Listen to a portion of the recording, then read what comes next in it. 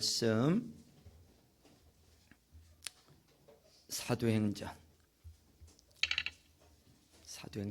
8장 26절로부터 40절까지. 사도행전 26절로부터 40절. 만약에 더우면은 뒤에 문을 열어주시고 창문도 이렇게 열어주세요. 다 찾으셨으면 우리 기립하셔서 우리 나에게 주시는 하나님의 말씀을 합독하시겠습니다. 같이 읽습니다. 시작. 그런데 주의 천사가 빌립에게 말하였다. 일어나서 남쪽으로 나가서 예루살렘에서 가사로 내려가는 길로 가거라. 그 길은 광야 길이다. 빌립은 일어나서 가다가 마침 에티오피아 사람 하나를 만났다. 그는 에티오피아 여왕 간다게의 고관으로 그 여왕의 모든 재정을 관리하는 내수였다. 그는 예배하러 예루살렘에 왔다가 돌아가는 길에 마차에 앉아서 예언자 이사야의 글을 읽고 있었다. 성령이 빌립에게 말씀하셨다. 가서 마차에 바짝 다가서거라. 빌립이 달려가서 그 사람이 예언자 이사야의 글을 읽는 것을 듣고 지금 읽으시는 것을 이해하십니까? 하고 물었다. 그가 대답하기를 나를 지도하여 주는 사람이 없으니 내가 어떻게 깨달을 수 있겠습니까? 하고 올라와서 자기 곁에 앉기를 빌립에게 청하였다. 그가 읽던 성경 구절은 이것이었다. 양이 도살장으로 끌려가는 것과 같이 새끼 양이 털 깎는 사람 앞에서 잠잠한 것과 같이 그는 입을 열지 않았다. 그는 굴욕을 당하면서 공평한 재판을 박탈당하였다. 그의 생명이 땅에서 빼앗겼으니 누가 그의 세대를 이야기하랴. 넬시가 빌립에게 말하였다. 예언자가 여기서 말한 것은 누구를 두고 한 말입니까? 자기를 두고 한 말입니까? 아니면 다른 사람을 두고 한 말입니까? 빌립은 입을 열어서 이 성경 말씀에서부터 시작하여 예수님에 관한 기쁜 소식을 전하였다. 그들이 길을 가다가 물이 있는 곳에 이르니 넬시가 말하였다. 보십시오, 여기에 물이 있습니다.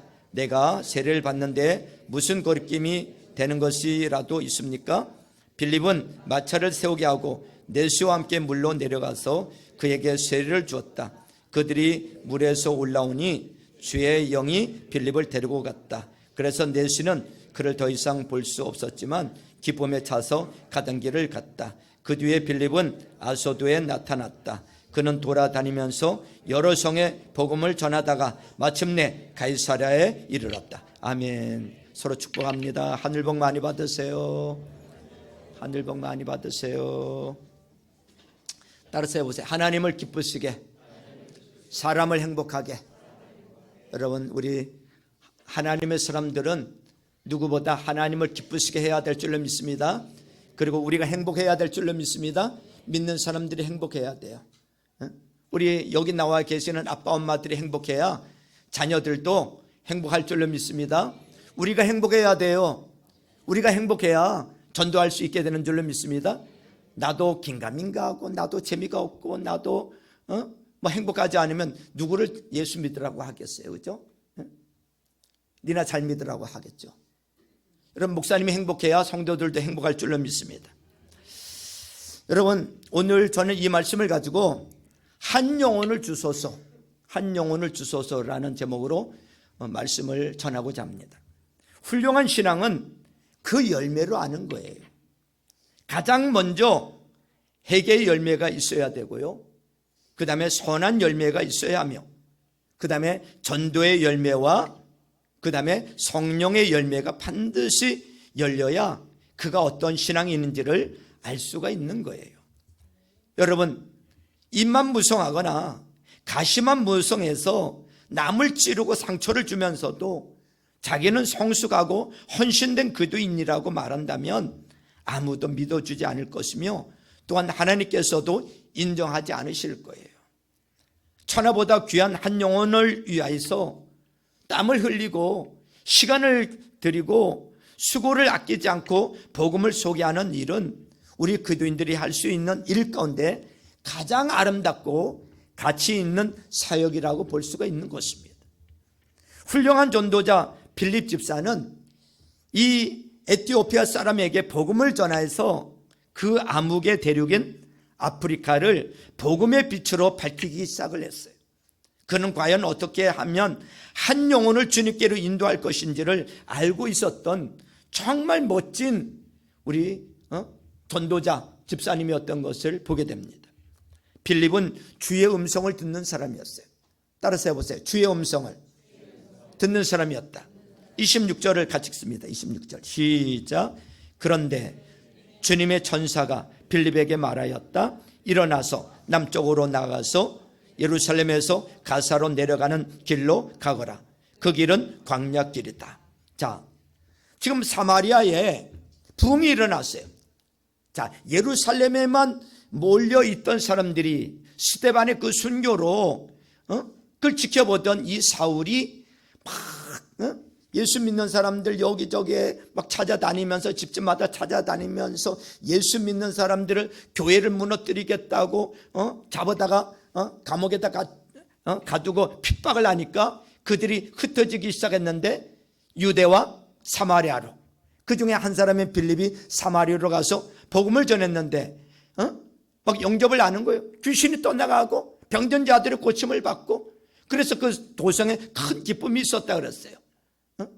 지금 큰 부흥이 일어났어요. 할 일이 많아. 분주한 가운데 지내던 빌립은 어느 날 주님의 천사의 음성을 듣게 됩니다. 뭐라고 듣게 되는가 하면 일어나서 남쪽으로 나가서 예루살렘에서 가사로 내려가는 길로 가거라 하는 음성을 들어요. 그것이 어떻게 들렸는지는 분명하게 알 수는 없지만 하여튼 뭐 기도하는 가운데 뭐 비몽사몽가 아닌지 하여튼 음성을 들었어요. 빌립은 그것이 하나님의 음성인지를 인식할 수 있었고 구체적으로 어디로 가야 하는지를 지시하는 음성이었습니다. 성경에도 보면 하나님의 음성을 들었다는 내용들이 수도 없이 많아요. 이사야도 하나님 앞에 제단을 해서 번제를 드리고 기도하는 가운데 하나님의 음성을 듣게 되죠. 뭐라고 듣게 돼요? 내가 누구를 보내며 누가 우리를 위하여 갈꼬. 그 음성을 듣고 이사야는 뭐라고 반응을 해요? 내가 여기 있사오니 나를 보내소서. 엘리야도 호렙산에 어느 동굴 속에서 자신의 어려움을 한탄하며 오직 자기만 남았다고 말할 때 하나님의 세미한 음성이 들렸어요. 그것은 결코 이사야 혼자가 아니라 바알에게 무릎 꿇지 않은 얼마가 남았다고요? 7,000명이나 있다는 음성을 듣게 됩니다. 이번에 우리가 10월 27일 날 모이자는 그 문구 가운데도 바알에게 무릎 꿇지 않은 사람들은 우리 다 모이자라는 문구가 있더라고요. 여러분, 모세도 하나님의 음성을 듣고 일생에 꼭 할 일을 맡았으며, 바울도 이제 다음 장에 보면 사도행전 9장에 보면 이 사울이 예수 믿는 사람들을 잡아다 감옥에 가두기 위해서 다메섹 도상까지 갔다가 거기서 위에서부터 강한 빛이 임하면서 꼬꾸라지죠. 그러면서 하나님의 주님의 음성을 듣게 됩니다. 사울아 사울아 내가 어찌하여 나를 핍박하느냐. 누구십니까? 나는 내가 핍박하는 예수다. 그때 주님을 만나고 영접을 하고 완전히 180도 그 인생이 바뀌어져서 이방인에게 복음을 전하는 위대한 세계의 전도자로 쓰임받는 것을 보게 됩니다. 성 어거스틴은 젊은 시절을 아주 방탕하게 보냈어요. 알코올 중독과 또 이방인 여인과 어릴 때 이 결혼을 하고 정욕의 이 문제로 번민이 심했던 이 사람이었어요.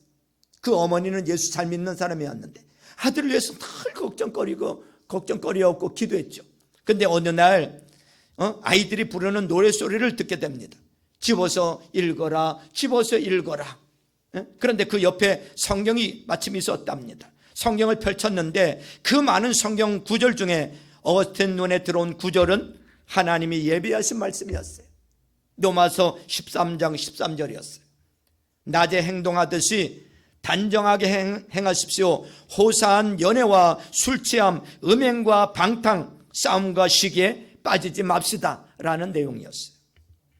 지금도 우리는 성경 말씀을 통하여 하나님의 음성을 끊임없이 들을 수가 있는 거예요. 오늘도 우리가 설교 시간을 통해서 말씀을 들으면서 오늘 하나님께서 저와 여러분들에게 하고 싶은 말씀을 오늘 이 예배 시간을 통해서 말씀을 통해서 우리에게 주실 줄로 믿습니다. 그리고 기도하다 보면 말씀을 가지고 기도하다 보면 하나님께서 나에게 주시는 말씀이 있어요 없어요? 있단 말이죠. 음성이 있단 말이죠. 뭐 그 음성이 들려오는 것이 뭐 아무 개야야야야 하면서 너가 이렇게 했으면 좋겠다 이렇게 물론 들려올 수도 있지만 그렇게 들려오는 경우는 극히 드물고요. 말씀을 듣고 기도하는 가운데 하나님께서 나에게 말씀하시고자 하는 내용들이 이 심령 가운데 이 마음 가운데 파장으로 전달해 온단 말이죠. 느껴진단 말이죠. 이 말씀을 먹으면 생수가 되어 우리 마음을 시원하게 하고 또 힘이 되며 생명의 양식이 됩니다. 이와 같이 좋은 전도자는 주의 음성을 계속 들으며 사는 사람이어야 되는 것입니다. 그런가 하면 빌립은 하나님의 음성을 듣고 즉각 순종했어요. 따라서 해보세요. 즉각 순종했다. 27절을 읽습니다. 27절 시작.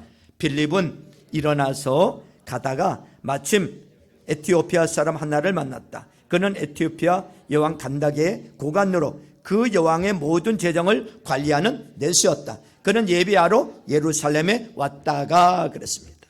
여러분, 빌립 집사는 하나님 말씀을 듣자마자 자리에서 일어나 지시한 곳으로 갔어요. 그가 과거에 가본 적이 없는 낯선 곳이에요. 또한 거친 광야라고 했어요.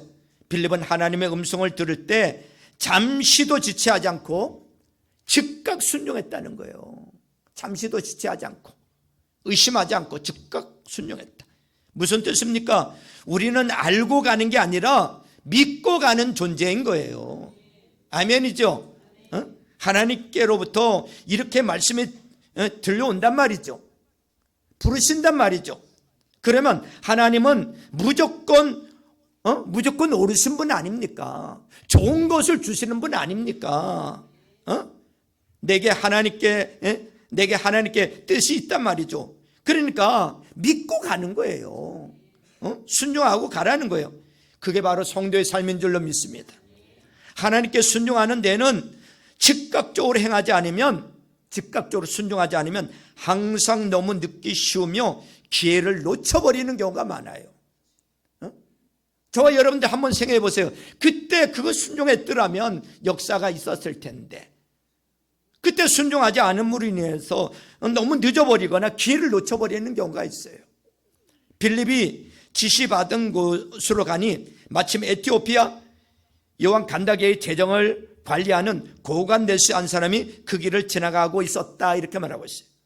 내시라고 여기서 말하고 있지만요, 이 사람은 간다게의 여왕의 그 간다게의 재물을 맡고 있었던 고관이라 그랬어요. 고관. 제가 보기에는 내시지만 아마 재무부 장관 정도 되는 사람인 것 같아요.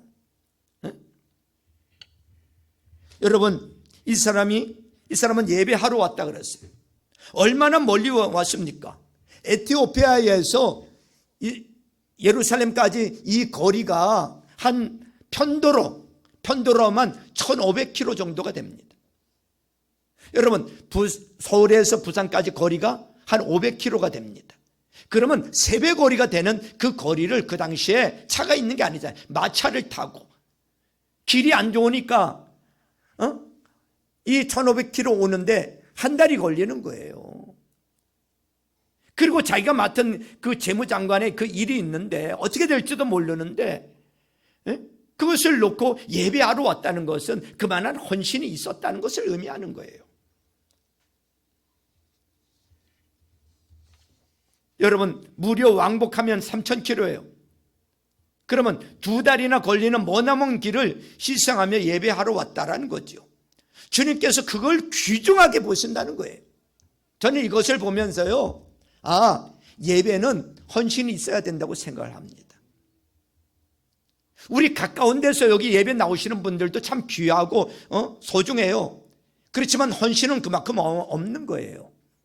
멀리서 온다는 것은 여러분 1시간 걸리고 아니면 뭐 2시간, 제가 볼 때는 한 2시간 거리는 내가 그 교회에서 정말 예수님 믿었고 그 교회에 부르심이 있다면 2시간 거리는 괜찮다고 생각이 들어. 뭐 3시간 거리는 너무 멀은 것 같고 뭐 너무 힘든 것 같고 한 그 정도는 뭐 1시간 반이나 2시간 정도는 뭐 왔다 갈 수 있다고 생각이 되죠.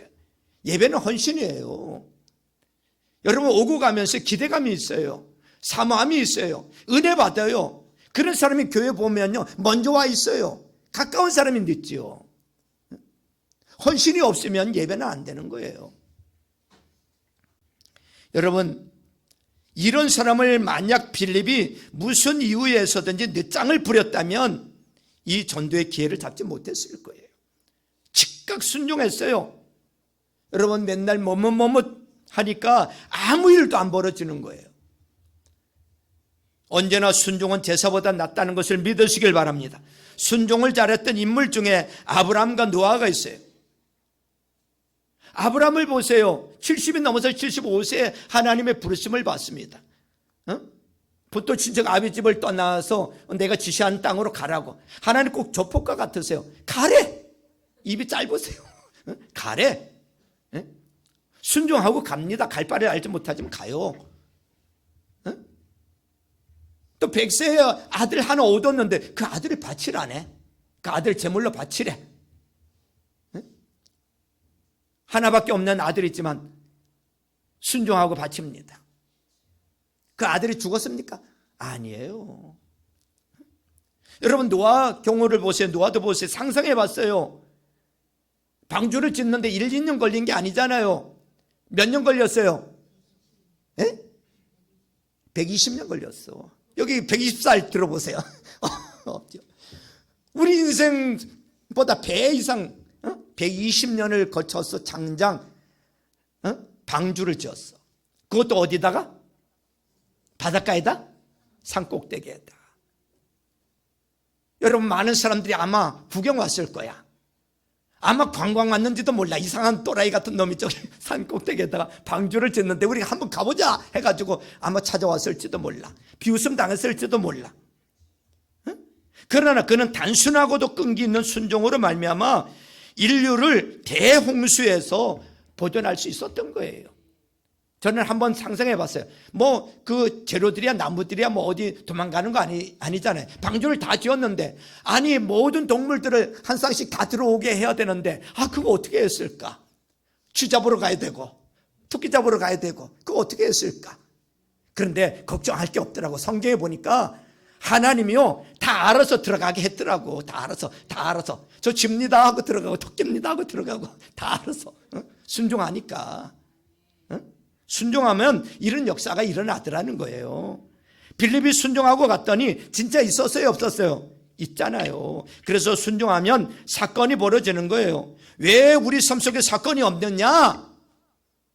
순종이 없기 때문에 사건이 없는 거예요.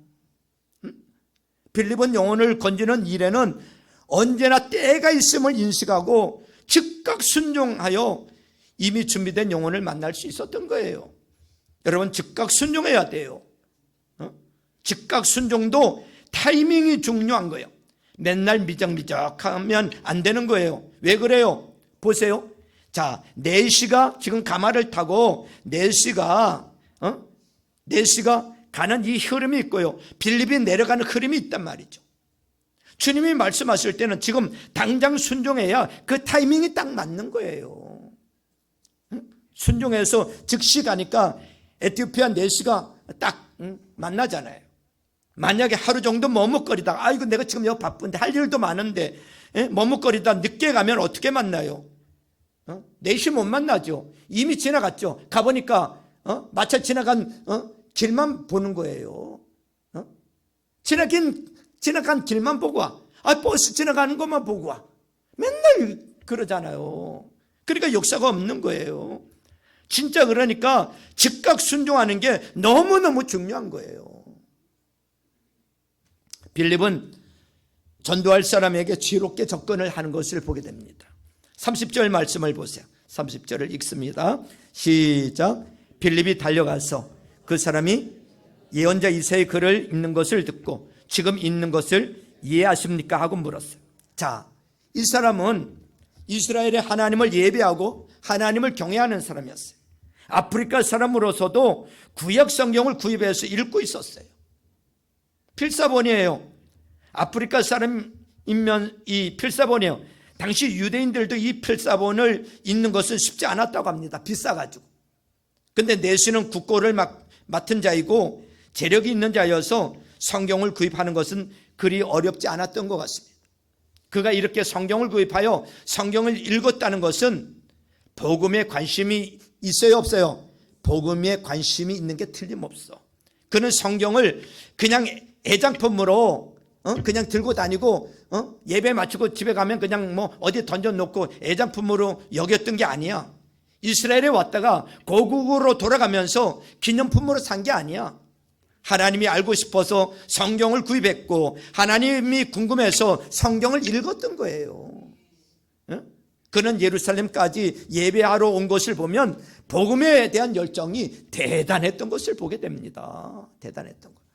에티오피아 사람들은 함의 아들인 구스의 후손으로서 아라비아와 북부 아프리카인들을 말해요. 이들이 느호보암 시대에 애국군들과 함께 유다 백성을 공격했던 일이 있어요. 그리고 아사왕 때는 구스 사람 세라가 수백만의 군대를 이끌고 쳐들어왔다가 패배한 일이 있어.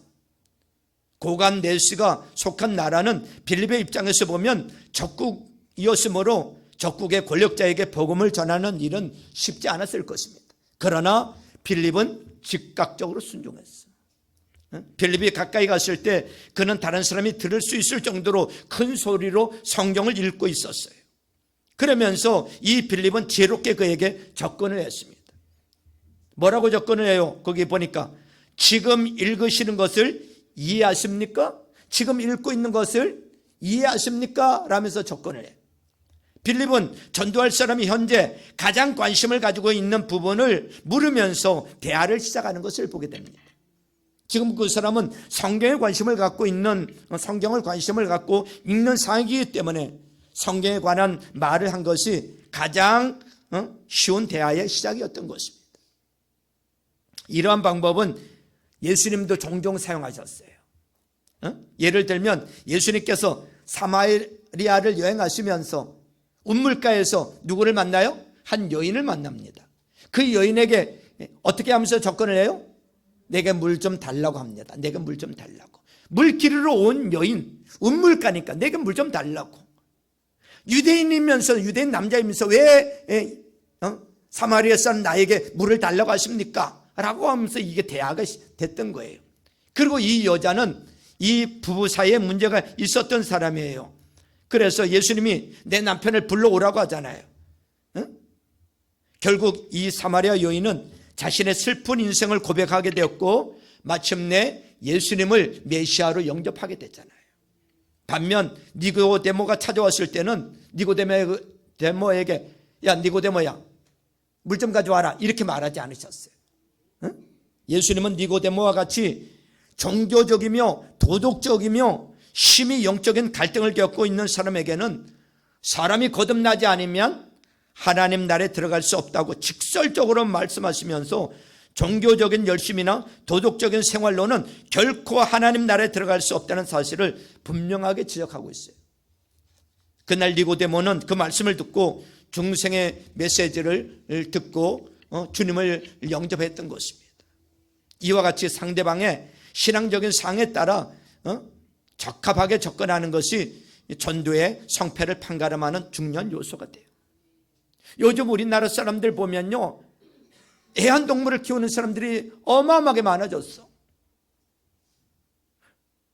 애완동물 키우는 사람이 뭐 한 1,300만, 뭐 앞으로 뭐 1,500만도 1,300만 이런 얘기가 있어요. 교회 앞에도 보면요, 애완견 이렇게 끌고 가는 사람들이요, 쉽게 봅니다. 이런 사람들을 어떻게 전도할 것인가? 그들의 관심을 갖고 있는 게 이 애완동물들이거든요. 어제 인터넷 신문에 보니까 한국 사람들이 제일 외로움을 탄대. 그래가지고 그런 애완동물들을 많이 키운다는 거요. 아이 우리 부부 좀 잘 살아봅시다. 그런 사람들에게는 그 애완견을 통해서 접근을 해야 됩니다. 지나가면서 아이고 예뻐라, 아이고 예쁘네, 아이고 예뻐, 이름 뭐예요? 그러면요 반드시 위에서 응답이 옵니다. 그 보면서 아래를 보면서 아이고 예쁘네. 이름이 뭐예요? 그러면 반드시 위에서 응답이 와. 해피예요. 뭐 아니면 뭐예요? 응답이 온다니까. 하여튼 방법을 찾아야 돼요. 어느 신학교에서 교수님이 신학생들에게 과제를 냈어요. 전도해가지고 오라고. 그래서 한 신학생이 호떡집에 가서 호떡을 먹으면서 호떡을 조금씩 먹으면서 호떡을 먹으면서 호떡 맛있네요. 호떡 어떻게 이렇게 잘 구우셨어요? 호떡 맛있네요. 근데요 사장님, 우리 이 육은요, 이 육의 양식을 먹어야 되듯이 사람은 영이 있는데요, 영의 양식도 먹어야 되거든요 하면서 그렇게 시작을 돼가지고 영의 양식부터 시작해가지고 예수님을 전하고 복음을 전했어요. 그러면서 그 복음을 전하면서 호떡을 5개 먹었대요. 5개 먹으면 어때? 그래서 그렇게 해서 그 호떡 장사를 전도를 했다는 거예요. 난 10개라도 먹겠어. 그 호떡 장사 전도할 수 있다면. 그래 안 그래요? 얘는 먹을 수 있지? 그럼 뭐 그거 먹지. 응? 어떤 또 신학생은 전도하러 갔는데 어떤 아저씨를 만났대. 아저씨를 만나서 전도하다가 이 정치 이야기가 됐다네. 정치 이야기하면 반드시 싸웁니다. 전도하다가 정치 이야기로 흘러가지고 정치 이야기 하다가 대판 싸우고 왔다는 거야. 여러분 반드시 사람들은 여가 있고 야가 있고 보수가 있고 진보가 있다는 거 잊지 마세요. 전도할 때는 정치 이야기 절대 하면 안 돼. 아셨죠? 이 교회 안에도 다 있단 말이죠. 에티오피아 사람은 아무도 자기를 지도해 주는 사람이 없기 때문에 성경을 아무리 읽어도 그 뜻을 알 수가 없다고 대답을 했어. 그가 읽고 있던 글은 구약성경 이사야잖아요. 53장이잖아요. 즉 어떤 사람이 죽음을 향하여 끌려가는 어린 양처럼 되었는데 그는 입을 열지 않았고 잠잠하였고 그를 판단한 재판은 전혀 불공평한 것이었다는 내용이요. 그것은 우리 주님 예수께서 훗날 빌라도 법정에서 불법적인 재판을 받고 십자가에서 죽으실 것을 700여 년 전에 이미 예언한 내용이었는데 에티오피아 내시는 빌립에게 이것이 과연 누구를 가리켜 한 말입니까? 이것이 과연 누구를 가리켜 한 말입니까? 이 선지자입니까? 누구입니까? 라고 물었어. 이제 대화는 깊은 데까지 갔어. 이 질문에 빌립은 성경을 중심으로 기도를 전하잖아요. 풀어서. 그게 35절이에요. 35절을 같이 읽습니다. 35절 시작. 예수에 관한 기쁜 소식을 전하였다. 자, 이 빌립은 입을 열어서 이 성경 말씀으로부터 시작해서 성경 말씀으로부터 시작을 해서 누구에 관해서 전했다고요? 결론은 예수로 가야 되는 거예요. 다른 데 그러면 안 돼. 여러분 전도하려고 할 때 우리는 뭘 말합니까? 우리 교회 큰 교회예요. 시설 좋아요. 그런 것으로 전도합니까? 아니란 말이죠. 여러분 올스왈드 스니프는 언제 교회가 부흥하는가 하는 문제에 대해서 이렇게 얘기를 했더라고요. 담대하게 하나님 말씀을 증거하는 성도들로 인해 교회의 진정한 부흥이 이루어진다고. 우리 교회 언제 부흥이 일어나는 줄 아세요? 목사도 마찬가지고 우리 온 성도들이 담대하게 하나님의 말씀을 증거할 때 나가서 예수 그리스도를 증거할 때 교회는 부흥이 일어나게 될 줄로 믿습니다. 바로 예수 중심의 말씀인 십자가 메시지를 전해야 돼. 예수 그리스도가 복음의 주인공이요 그분만이 우리의 허무한 인생을 만족하게 하시며 두려운 미래에 가장 확실한 소망이 되시며 그를 통하여 죄를 용서받고 벅찬 삶을 살 수 있다는 진리를 전해야 되는 거예요. 응? 여러분 우리 모두 다 죄인이잖아요. 응? 죄의 삭은 사망이야. 응? 이 죄 문제를 해결해야 우리가 죄사함을 받고 구원을 받을 수 있는데 죄 문제를 해결하지 못하면 우리 구원받지 못한단 말이죠. 그래서 구약에서는 임시 방편으로 흠없고 점없는 이 짐승의 피를 힘입고 거기에 내 죄를 전가하고 하나님 앞에 나갔단 말이죠.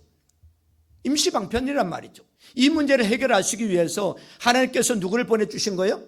한 분밖에 없는 독생자, 외아들, 창조주 하나님이신 그분이 예수님을 우리에게 보내주셨단 말이죠. 그분은 하나님이세요. 창조주세요. 죄가 없으신 분이에요. 그런데 저와 여러분들의 죄를 해결해 주시고자, 저와 여러분들을 구원하시고자 그분이 이 땅에 사람의 몸을 입고 이 땅에 오셨다고. 죄 없으신 그분이 우리 죄를 대신해서 짊어지시고 죄의 삭은 사망이요, 반드시 죽어야 돼. 그래서 죄 없으신 그분이 고난을 당하시고 십자가에서 우리를 위해서 뭐가 되었어요? 대속 제물이 되어주셨어. 죽어주셨어. 피를 흘리심으로 우리 죄값을 해결해 주셨어. 그런데 그분은 죄가 없으시기 때문에 사흘 만에 사망 권세를 깨뜨리시고 부활하신 분이야. 그리고 승천하셔서 우리를 위해서 친히 간구하고 계시고 보혜사 성령님을 보내주시고 우리가 그걸 초소를 지금 예비하고 계시고 곧 오실 거야. 그래서 성경은 분명하게 말합니다. 내가 곧 길이요 진리요 생명이니 나로 말미암지 않고는 아버지께로 올 자가 있다 없다? 없다는 거예요. 예수 외에는 없다는 거예요. 다른 방법이 없어요. 사도행전 4장 12절에도 이 예수밖에는 다른 아무에게도 구원은 없다는 거예요. 사람들에게 주신 이름 가운데 우리에게 의지하여 구원 얻어야 할 이름은 하늘 아래에 이 이름밖에 다른 이름이 없다는 거예요. 오직 예수 이름밖에 없어요. 여러분, 온통 종교도 기독교 가운데도 타락해 가는 종교들이 많이 있어요. 이 교단 가운데도 보면 WCC 이 종교다원주의를 인정하고 안 돼요. 오직 예수 외에는 구원이 없어요. 성경은 우리가 믿는 복음이 무엇인지를 여러 곳에서 말해줍니다. 분명하게 말해줘요. 이분은 우리를 위해서 죽으셨다가 장사 지낸 바 되었다가 사흘 만에 부활하셨다고, 살아나셨다고 고린도 전서 15장에서 말씀하고 있고요. 여러분, 이 사실을 우리는 분명하게 전해야 되고 우리는 믿어야 될 줄로 믿습니다. 창세기에서 가장 중요한 성경 구절 하나를 대라면 창세기 1장 1절인 것 같아요, 저는 구약에서는. 그리고 신약에 와서 한 구절 대라면 뭐예요? 요한복음 3장 16절이잖아요. 하나님이 세상이 뭐예요? 나잖아요. 세상을 이처럼 사랑하사, 나를 이처럼 사랑하사 누구를 주셨어요? 외아들을 주셨으니 이는 저를 믿는 자마다, 누구를 믿는 자마다? 예수를 믿는 자마다 멸망하지 않고 뭐를 얻게 한다고요? 영생을 얻게 하려 하십니다. 할렐루야. 이 사실을 전하는 거야. 성경은 어느 때나 또 어느 문제에 있어서나 합당한 답변을 할 수 있도록 준비하라고 말하고 있어요. 베드로전서 3장 15절에 보니까 다만 여러분의 마음속에 기도를 주님으로 모시고 거룩하게 대하십시오. 여러분이 가진 희망을 설명하여 주기를 바라는 사람들에게는 언제나 답변할 수 있게 준비를 해 두십시오. 이렇게 말하고 있어. 묻는 사람이 있으면 답변할 수 있도록 준비해 두라는 거예요. 이와 같이 무슨 대화를 시작하였든지 거기서 비롯하여 예수를 전하는 것이 훈련되어 있어야 되는 거예요. 아멘이죠? 예를 들어서 병들어 고민하는 사람에게는 위로의 말만 하는 게 아니라 비록 몸은 병약하여도 마음만은 더욱 강하고 담대할 수 있도록 예수님을 소개해 줘야 돼요. 사업에 실패하여 당하며 실패하는 사람을 위해서는 그것이 인생의 궁극적인 실패가 아니라는 사실을 말해주고, 하나님을 사랑하는 사람에게는 모든 것이 합력하여 선을 이룬다는 진리를 알게 해주어서 복음의 능력을 전해줘야 된다는 것입니다. 이와 같이 전도자는 비둘기처럼 순결하고 뱀처럼 뭐 해야 돼요? 지혜로워야 귀한 한 영혼의 고갈된 마음을 해결해 줄 수가 있는 것입니다. 빌립은 확실한 신앙의 결단을 지금 촉구하고 있습니다. 자, 38절 보세요. 38절 같이 읽습니다. 38절 시작. 빌립은 마차를 세우게 하고 내시와 함께 물로 내려가서 그에게 세례를 주었다. 여러분, 신앙은 이해하거나 감동을 받고 그치는 것이 아니라 책임 있는 결단이 반드시 있어야 돼. 은혜를 받았죠. 감동을 받았죠. 이해를 했죠. 그걸로 끝나면 소용없어. 책임 있는 결단이 있어야 돼. 어떤 심각한 설교를 들은 후에 참 은혜 받아서 좋은 말씀이라고 느낌만 받고 느낌을 갖고 동감하는 말이라고 수긍하는 것으로 그친다면 그것은 단순한 응변이나 발표에 그치지 않는 거예요. 그걸로 끝난다면 무슨 의미가 있어요? 하나님 말씀을 들을 때는 언제나 그 말씀에 대한 우리의 호응과 결단이 있어야 되는 거예요. 오늘 이 말씀을 듣고 여러분들이 분명한 호응과 결단이 있어야 돼. 내가 찾아가야 될 사람이 누군가? 내가 빌립이 돼야 되는구나. 즉각적으로 순종해야 되는구나. 하나님이 그 사람을 내 마음에 두고 생각나게 하고 기도하게 하는 것은 그 사람 예비한 사람이구나. 뭔가 결단이 있어야 된단 말이죠. 오늘 말씀을 들었으면 우리가 찬양하고 기도하고 우리가 결단을 할 때, 오늘 재혼신하고 결단할 때 여러분들이 호응을 해야 되는 거예요. 말씀을 듣고 오늘 은혜 받았어. 참 은혜가 되네. 그걸로 끝난다면 그걸로 끝나는 거예요. 그걸로 끝나지 말고요. 반드시 좀 재혼신하고 결단의 시간을 갖고 나와서 재혼신하고 결단하세요. 그게 있어야, 그게 있는 것하고 없는 것하고는요 하늘과 땅 차이예요. 무슨 말인지 아시겠죠? 예를 들어서 사랑에 관한 설교를 들었다면 실제 생활에서 식구들을 사랑하고 가난한 이웃들에게 사랑하는 마음으로 관심을 표현하는 것이 필요하고요. 또한 용서의 말씀을 들었더라면 곧 돌아가서 용서해야 할 사람을 용서하는 결단이 있어야 된다는 것이죠. 본문 말씀은 전도에 관한 것으로서 정말 바르게 듣고 공감하였다면 우리가 살고 있는 여러분들의 가족들, 여러분들의 직장, 우리의 이웃들, 우리의 학교, 친구들, 여러분 돌아가서 이웃에게 예수님을 전하는 노력을 해야 되는 거예요. 야고보서 1장 22절에 보면 말씀을 행하는 사람이 되십시오 그랬어요. 그저 듣기만 하여 자신을 속이는 사람이 되지 말라고 했어요.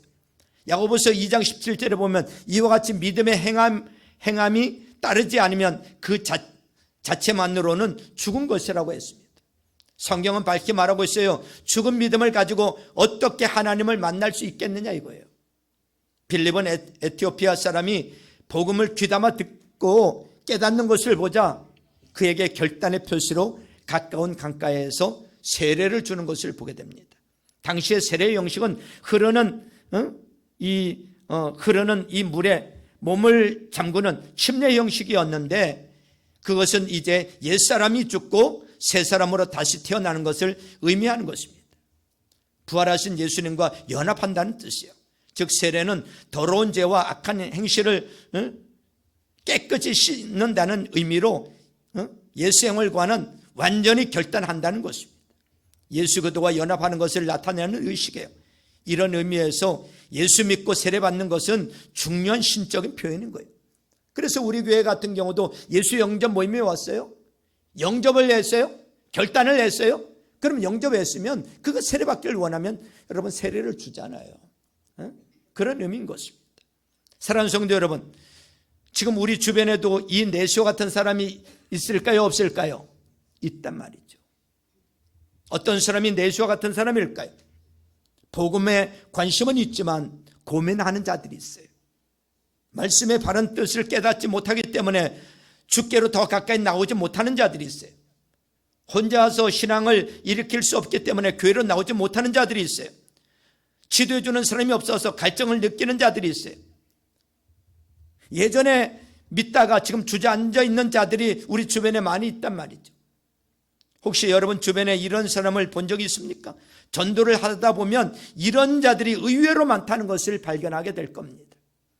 그런데 우리는 이런 숨겨진 자들이 우리 아주 가까이 있음을 모르고 있어요.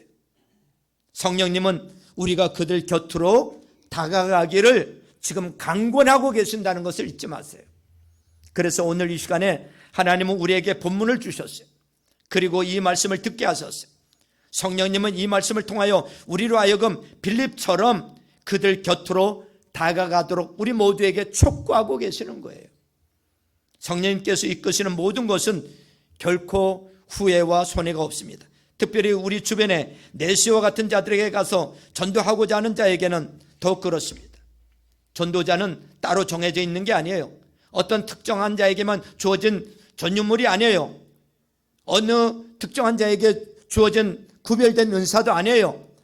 어느 누구든지 바른 복음을 듣고 구원의 확신을 가진 자는 우리 모두 다 전도자라는 것을 잊지 마시길 주님의 이름으로 축원합니다. 주변에 숨겨진 내시를 우리 찾아야 돼요.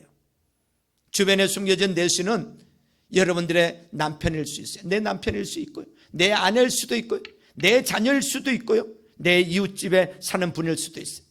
그들이 한 번이라도 예수님에 대하여 들었더라면 그들은 내신 것입니다. 하나님은 그들에게 복음을 전하라고, 그들을 가르치라고 우리들을 빌립처럼 부르신 거예요. 성령께서 우리들을 강권하셨다는 것을 잊지 마세요. 지금도 우리 주변에서는 내시처럼 고민하고 궁금해하는 자들이 있어요. 내 마음을 이끄시는 사람이 있어요. 이는 그 사람에 대한 하나님의 계획이 있기 때문에 그런 것입니다. 기도할 때 생각나는 사람이 있어요. 마음 주는 사람이 있단 말이죠.